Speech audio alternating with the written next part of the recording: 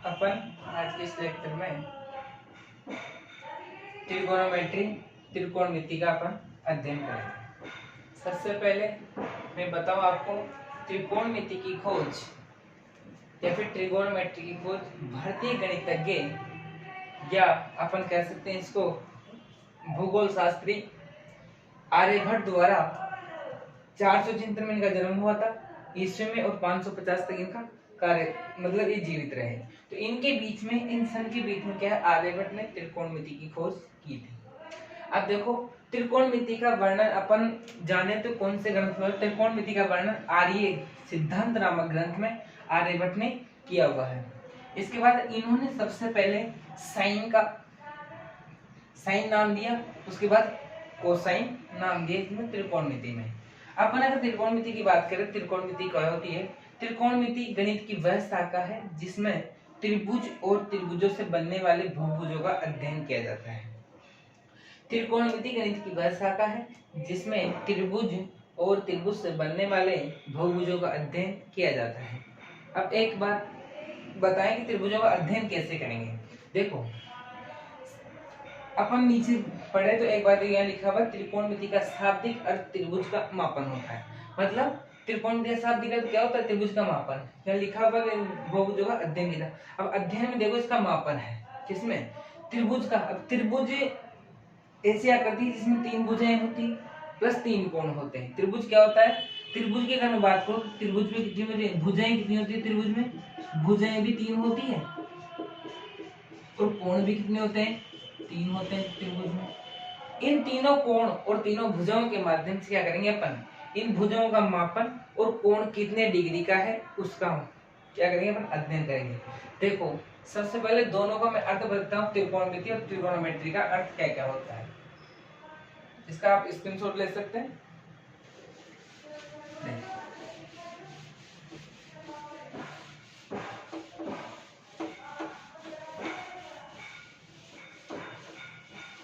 सबसे पहले अपन देखें, देखो इंग्लिश हिंदी में देखो, पहले तो इसका लिखा हुआ अपने पास त्रिकोणमिति। अब इन दोनों का अगर मैं डिवाइडेशन करूं तो देखो, एक तो यहाँ पे क्या है? त्रिकोण। एक तो आ रहा है त्रि और दूसरा यहाँ पे कोण प्लस तीसरा क्या है? मिति। यही है त्रिकोणमिति। अब देखो, त्रि मतलब तो होता है, अपन हिंदी में बात करें तो 3, और कोण मतलब होता है कोण होता ही, कोण का मतलब कोण होता ही है, और मिति का मतलब होता है मापन। मिति का मतलब क्या होता है? मापन। मतलब इसमें किसका मापन करेंगे? मापन करेंगे इसमें त्रिकोण में मापन करेंगे। किसका करेंगे? 3 कोण हो, ऐसी आकृति जिसमें कितने, ऐसी आकृति का मापन करेंगे तो इसके अंदर जिसमें कितने 3 कोण हो, ऐसी आकृति का त्रिकोणमिति में क्या कह सकते हैं? ऐसी आकृति का अध्ययन करेंगे इसमें कितने कोण हो? 3 कोण। और अपन मुख्य रूप से जानते हैं, मुख्य रूप से क्या होता है त्रिकोणमिति में? मुख्य रूप से आकृति, मुख्य रूप से त्रिकोणाकृति क्या होती है?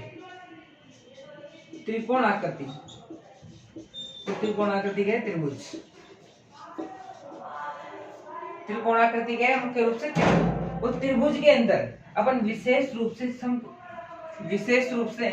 त्रिभुज में विशेष रूप से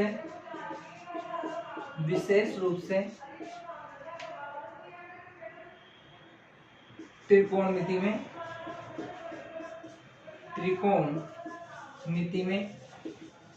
समकोण त्रिभुज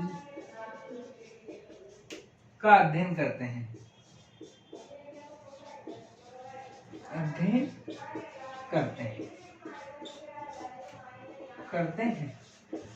अब देखो, विशेष रूप से अपन क्या है कि त्रिकोणमिति में अपन त्रिकोण क्या करती, त्रिभुज होती है, और विशेष रूप से हम किस त्रिभुज का अध्ययन करेंगे? इसमें समकोण त्रिभुज का। तो सबसे पहले अपन क्या करें? समकोण त्रिभुज की कुछ विशेषताएं लेते हैं। समकोण त्रिभुज क्या क्या होता है, यहाँ तक आए बात समझ।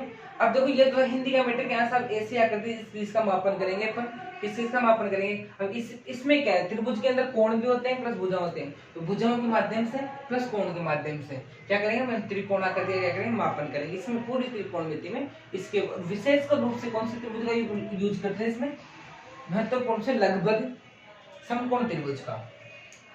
इसी प्रकार अगर इसका नाम दिया है तो नाम से भी आगे काम होता है। तो देखो नाम से ही क्या उसके गुणों को पता चलता है। इसी प्रकार अपन नाम देखें तो इसका इंग्लिश में भी देख सकते हो आप। इंग्लिश का अगर नाम का अगर मैं करूं संधि, तो देखो एक बार लिखा हुआ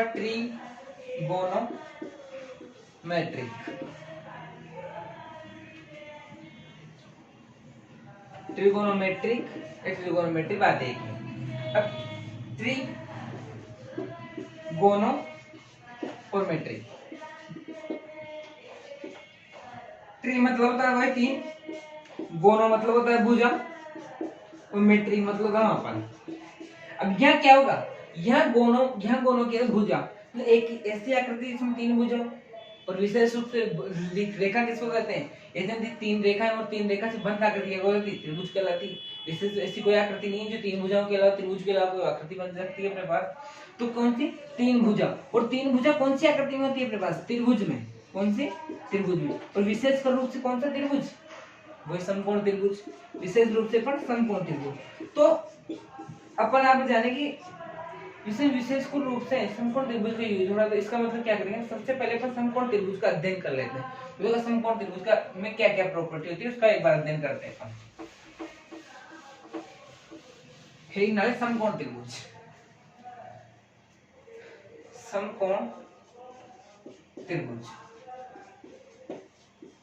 समकोण त्रिभुज से सारे ट्रिगोनोमेट्री के फार्मूले बनेंगे अपने पास, उनसे अनुपात आएगा, उनसे कोण को मानाएगा, और उसी से सारा मापन क्या करेंगे, फिर समकोण त्रिभुज का आधार लेकर ही त्रिगोनोमेट्री का क्या करते हैं अपन, मापन करते हैं, त्रिगोनोमेट्री का यूज करते हैं। देखो सबसे पहले समकोण त्रिभुज की बात करें, ऐसी आकृति होती है जिसके अंदर एक कोण कितने डिग्री का हो, 90 डिग्री का। दूसरी बात, दोनों सम्मुख कोण कितने डिग्री के होते हैं, ये दोनों सम्मुख कोणों का मान कितना होता है। अगर मैं इसको ए, बी और सी दोनों सम्मुख कोणों का मान कितना, योग कितना होता है, 90 डिग्री। अगर ये 90 डिग्री है तो इन दोनों का मान, अब त्रिभुज के तीनों कोणों का योग, त्रिभुज के तीनों कोणों का योग, त्रिभुज के तीनों कोणों का योग कितना होता है, 180 डिग्री। अब समकोण त्रिभुज की बात करें, किसमें, समकोण त्रिभुज में। समकोण त्रिभुज, तो समकोण त्रिभुज में एक तो पहले 90 आ गया, मतलब कोण भी तो कितना है, 90 है, तो ये समकोण त्रिभुज था। प्लस दूसरा क्या बचा, कोण ए बचा, प्लस क्या बचा, कोण सी। अब इन तीनों का मान तो 180 है, ये तो कन्फर्म रूप से है।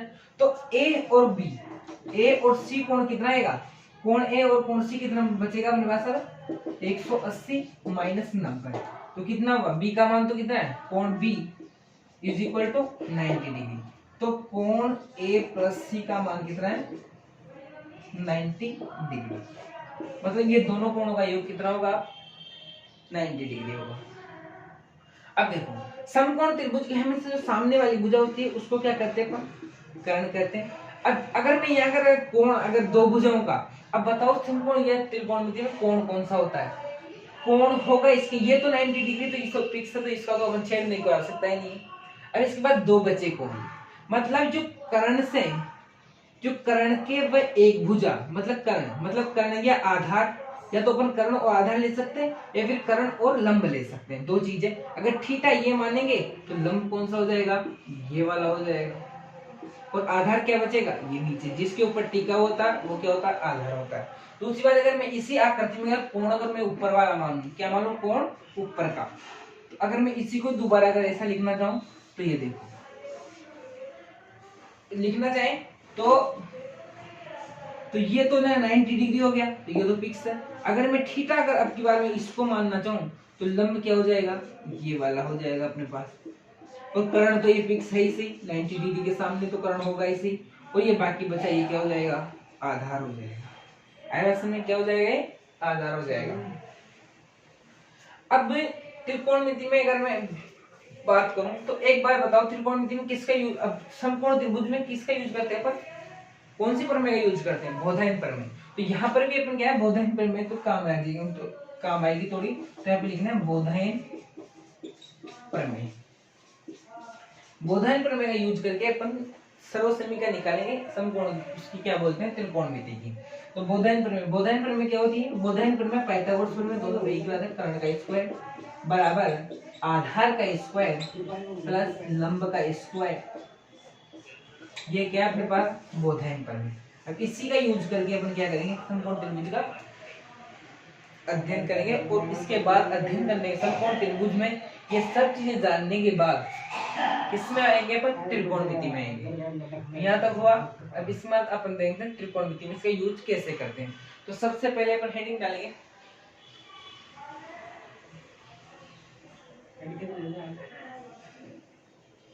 अब देखो एक चीज और लिखता हूँ यहाँ पे कि समकोण त्रिभुज लिखो आप इस पर डाल के,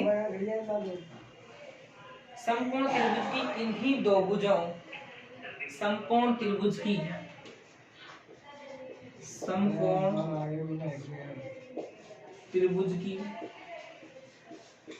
किन्हीं दो भुजाओं, किन्हीं दो भुजाओं, किन्हीं दो भुजाओं। अब भुजा कौन कौन सी हो सकती है उसमें, लंब और आधार भी हो सकता है, या फिर क्या हो सकता है, वह कर्ण भी हो सकता है। क्या हो सकता है, वह कर्ण भी हो सकता है। समकोण त्रिभुज की किन्हीं दो भुजाओं, समकोण त्रिभुज की किन्हीं दो भुजाओं, लंब कर्ण व आधार का अनुपात, का अनुपात, का अनुपात उस त्रिभुज के कोणों के मान पर निर्भर करता है। अनुपात उस त्रिभुज के कोणों के मान पर, कोणों के मान पर निर्भर करता है, मान पर निर्भर करता है, लिखा हुआ क्या है कि समकोण त्रिभुज की किन्हीं दो भुजाओं का अनुपात उस त्रिभुज के कोणों के मान पर निर्भर करता है। और ये भुजाओं का जो अनुपात होता है वही क्या होता है, त्रिकोणमिति अनुपात होता है। यहाँ तक स्क्रीनशॉट ले लो एक बार।